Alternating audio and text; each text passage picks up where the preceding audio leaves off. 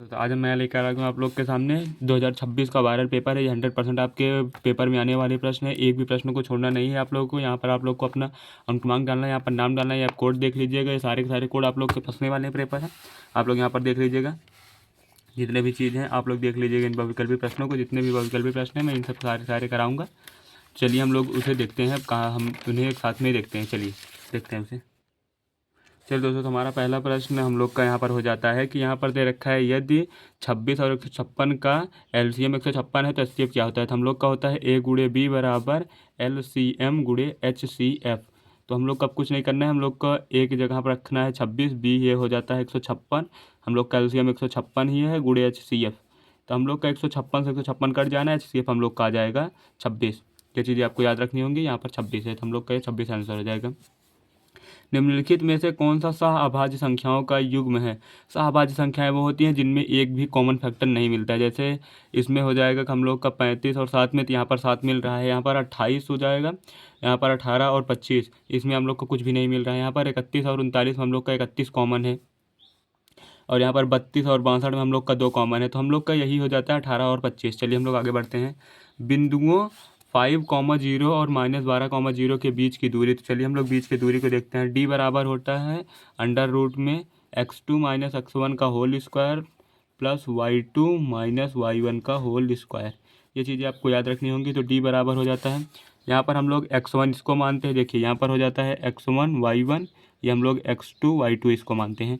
चलिए हम लोग अब यहाँ पर रख रहे हैं मान को। अब पहले मैं मान रख ले रहा हूँ, फिर आप लोग देख लीजिएगा, वरना आप लोग को दोनों एक साथ में नहीं दिख पाएगा। चलिए मैं यहाँ पर रखता हूँ मान।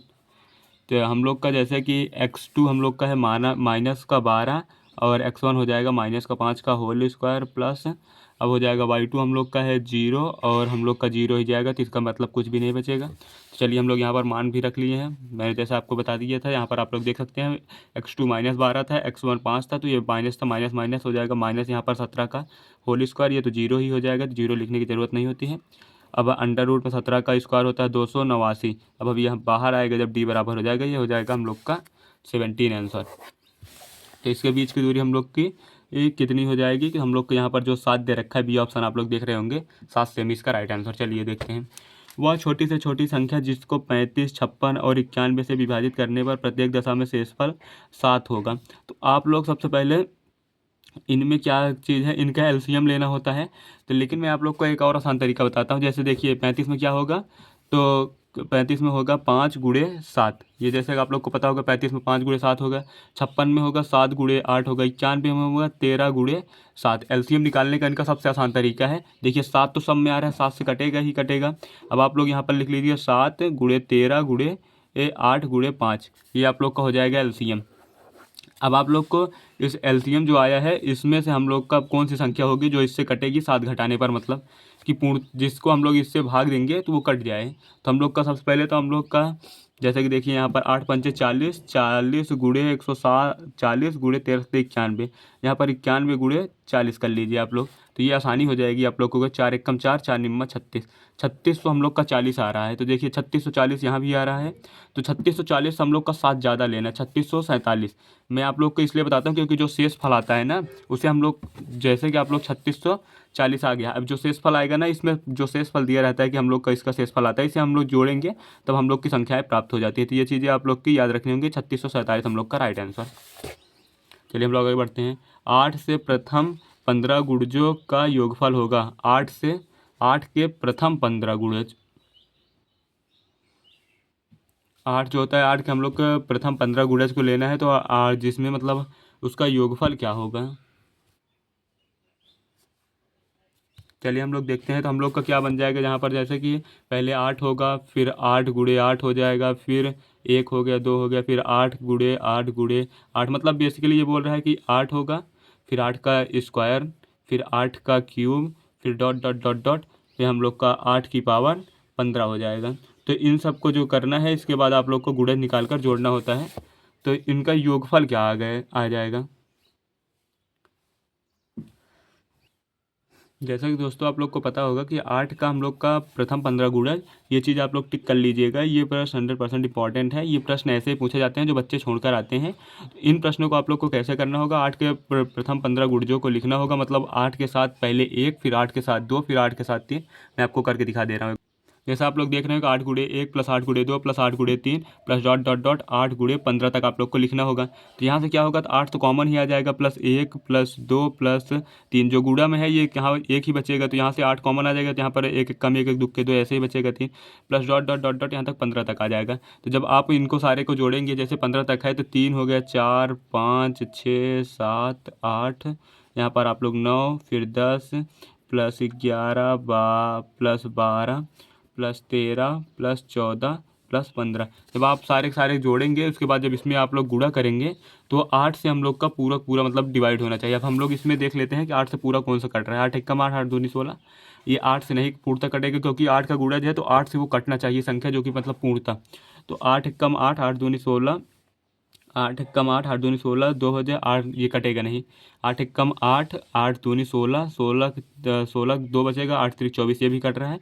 8 एकम 8 हम लोग का यहाँ पर ये आंसर कौन सा हो जाएगा, फिर हम लोग का पूरा सॉल्व करना ही पड़ेगा। चलिए हम लोग इसके सॉल्व करते हैं। चलिए दोस्तों, जैसे ही कि आप लोग 1 से 15 तक जब जोड़ेंगे तो आप लोग का 120 आएगा, उसमें 8 से गुणा करेंगे तो 12 8 96, 960 हम लोग का राइट आंसर हो जाएगा। चलिए हम लोग इसका टिक करते हैं 960, आगे बढ़ते हैं क्योंकि टाइम बहुत ज़्यादा हो रहा है। यदि द्विघात समीकरण x square plus 2x minus P बराबर 0 है, का मूल -2 है, तो पी का मान क्या होगा। जो मूल जो दिया रहता है वो x की वैल्यू होती है, तो हम लोग यहाँ पर 2 रखेंगे तो हम लोग का क्या प्राप्त होगा। चलिए हम लोग देखते हैं इसे। यहाँ पर एक्स स्क्वायर, यहाँ पर दे रखा है प्लस प्लस का 2x माइनस पी बराबर 0 है, तो यहाँ पर x बराबर -2 का होल स्क्वायर प्लस है, फिर यहाँ पर हम लोग का 2 था ही 2 है, फिर गुणे में आ जाएगा -2, फिर माइनस पी बराबर 0। तो 2 का स्क्वायर करेंगे 4, फिर माइनस हो जाएगा, 2 दूनी 4 हो जाएगा, यहाँ भी माइनस का 4 और प्लस का 4, माइनस पी बराबर 0, माइनस का 4 प्लस का 4 0 हो जाएगा, पी बराबर हम लोग का आ जाएगा 0। यहाँ पर हम लोग का p बराबर क्या दे रखा है, 0, यह राइट आंसर आपका हो जाएगा। चलिए हम लोग आगे बढ़ते हैं। यदि x अक्ष पर स्थित बिंदु 5, -2 तथा 3, -2 के समदूरस्थ के निर्देशांक होंगे, तो समदूरस्थ जब होते हैं तो हम लोग के इसके निर्देशांक की ज्ञात करने होते हैं। तो हम लोग कैसे ज्ञात करते हैं, तो इन दोनों को सबसे पहले जोड़ देंगे। देखिए हम लोग को यहाँ पर आने वाला है, देखिए इन दोनों को हम लोग का क्या करना होता है, पहले ये x1 है, ये x1 और ये y1, ये x2 होता है और ये y2 होता है। तो हम लोग को इसका निर्देशांक निकालने के लिए कुछ भी नहीं ज़्यादा करना पड़ता है। हम लोग का क्या करना होता है, x1 देखिए x2 माइनस x1 करना होता है, x2 plus x2 minus x1 बटे 2, x2 माइनस x1, फिर एक आ जाएगा, फिर दूसरा आ जाएगा, फिर y2 माइनस y1 बटे 2। आप लोग कैसे करना होता है, x2 लिखेंगे 5 -3, सॉरी यहाँ पर प्लस रहता है बीच में, सॉरी मिस्टेक हो गई, यहाँ पर प्लस रहता है, तो यहाँ पर x2 हो जाएगा, यहाँ पर होता है x1 प्लस x2। अब प्लस में चाहे आप जो भी लिख लीजिएगा, यहाँ पर चाहे जो भी लिख लीजिएगा, यहाँ पर हो जाएगा 5 - 3/2, कॉमा हो जाएगा, यहाँ पर हो जाएगा 2 - 2/2। तो यहाँ पर हो जाएगा आप लोग का कि ये 2/2, कॉमा यहाँ पर हो जाएगा 2 ऊपर 0 बच जाएगा, वो 0/2 बराबर 0 ही होता है, तो ये 1 हो जाएगा, 1,0, यह इसका राइट आंसर हो जाएगा। तो आप लोग को यहाँ पर आ जाएगा 1,0। आप लोग को जैसा पढ़ भी चुके होंगे। चलिए हम लोग देख रहे हैं क्वेश्चन नंबर 8 को। चलिए, समीकरण 2x square minus 5x plus 4 बराबर 0 के मूल की प्रकृति होगी। जो ये मूल होगा ये कैसा होगा, तो हम लोग का जैसा कि 4 दूनी 8, 5 3 8, तो हम लोग का वास्तविक होगा, और हम लोग देख लेते हैं समान होगा कि नहीं। तो जैसे कि आप लोग जब इसको श्रीधराचार्य फार्मूला लगाएंगे तो इसके जो मूल आएंगे अंडर रूट में माइनस आ जाता है, जो कि एक काल्पनिक मान प्राप्त होगा। तो चलिए हम लोग आगे बढ़ते हैं। दो त्रिभुज एक दूसरे के समरूप होंगे तो यदि उनके संगत कोण बराबर होंगे, यदि उनकी संगत भुजाएं समानुपाती होंगी। तो हम लोग का जो दोनों, अगर ये ए मतलब यदि कोण बराबर है फिर भी वो संगत है, यदि उनकी भुजाएं समपाती हैं फिर भी थे, तो हम लोग का हो जाएगा सी ए और बी दोनों हो जाएगा। चलिए हम लोग क्वेश्चन नंबर 10 को देख रहे हैं।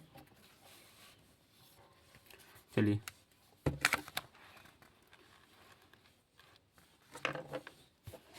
चलिए चित्र में हम लोग देख रहे हैं कि हम लोग का त्रिभुज है ओ डी सी समरूप है त्रिभुज ओ बी सी के। तो हम लोग का कोण बी ओ सी हम लोग का यहाँ पर 125 डिग्री दे रखा है, कोण सी ओ डी दे रखा है हम लोग का 70 डिग्री दे रखा है। तो कोण ए ओ बी हम लोग का पूछा है। कोण कहाँ गया, ए ओ और बी हम लोग का ये पूछा है कोण हम लोग का।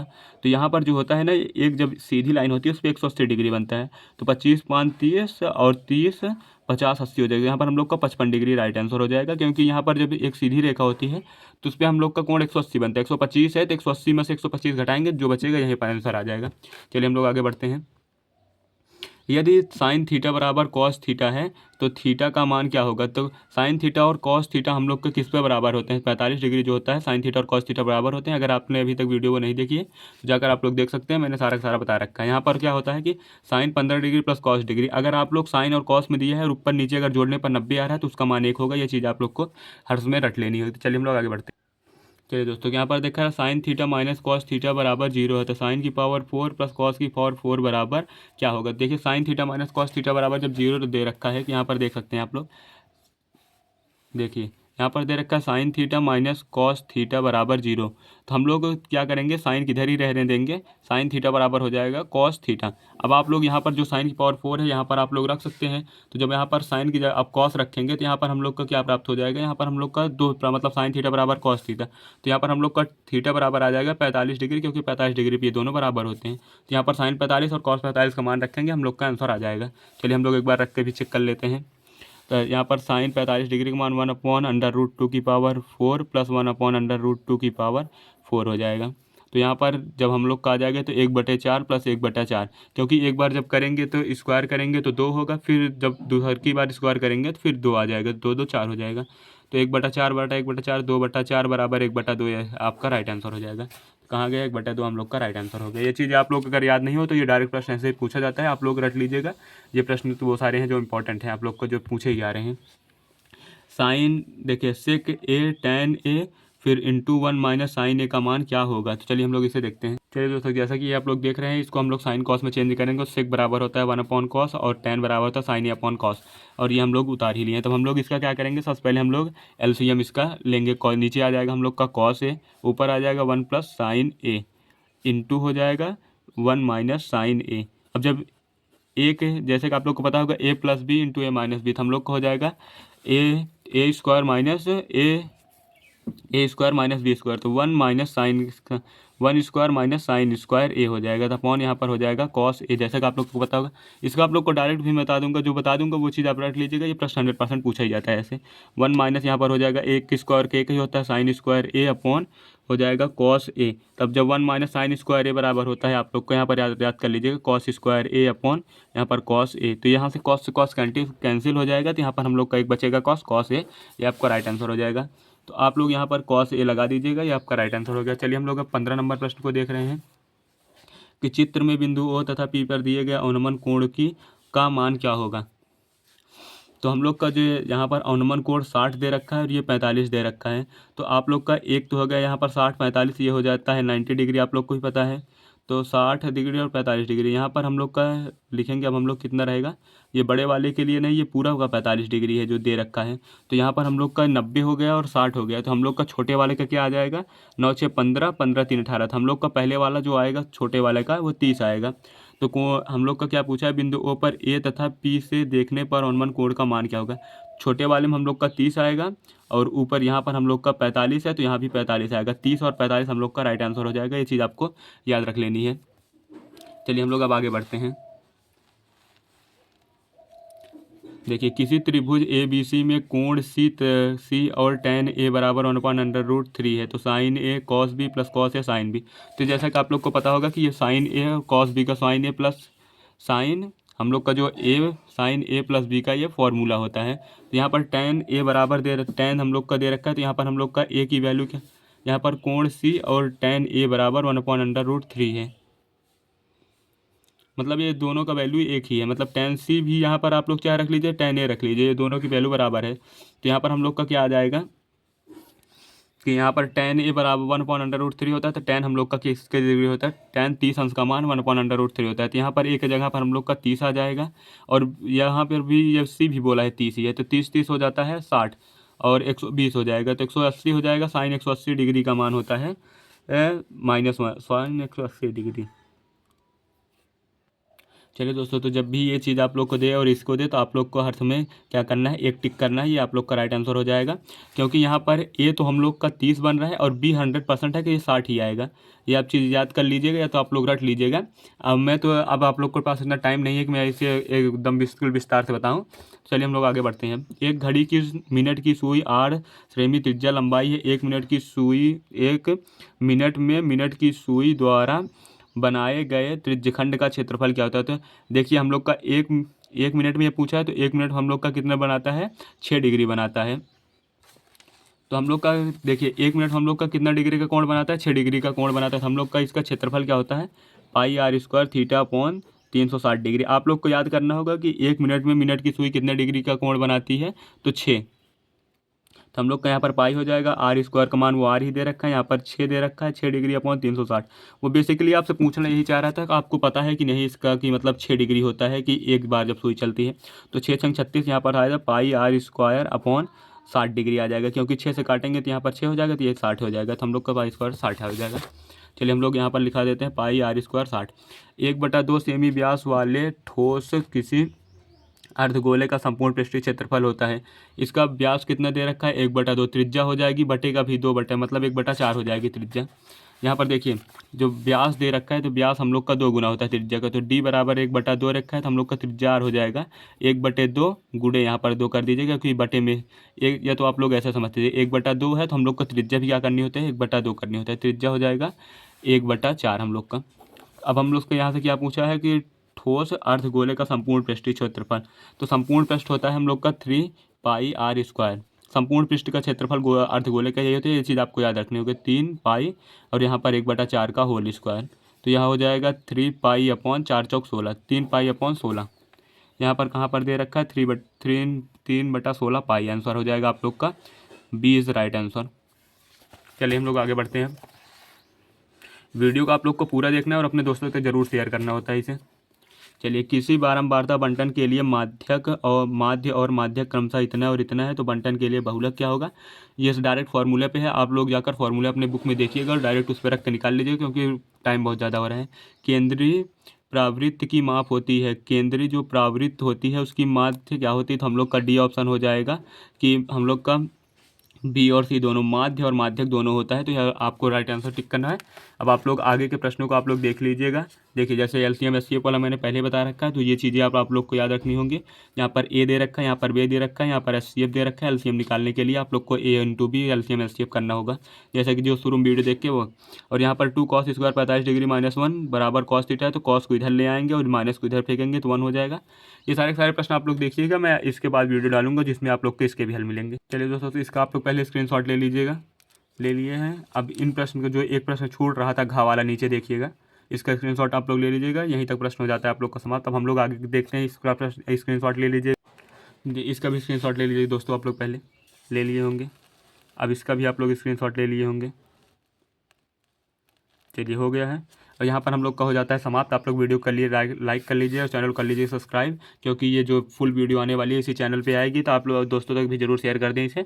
मैं इसके बाद जो अगली वीडियो डालूंगा वो इसका फुल जो होगा पूरा का पूरा आप लोग का जिसे सॉल्व करके डाल दूंगा, तो आप लोग इसे देख लीजिएगा। धन्यवाद। वीडियो को लाइक ज़रूर कर दें।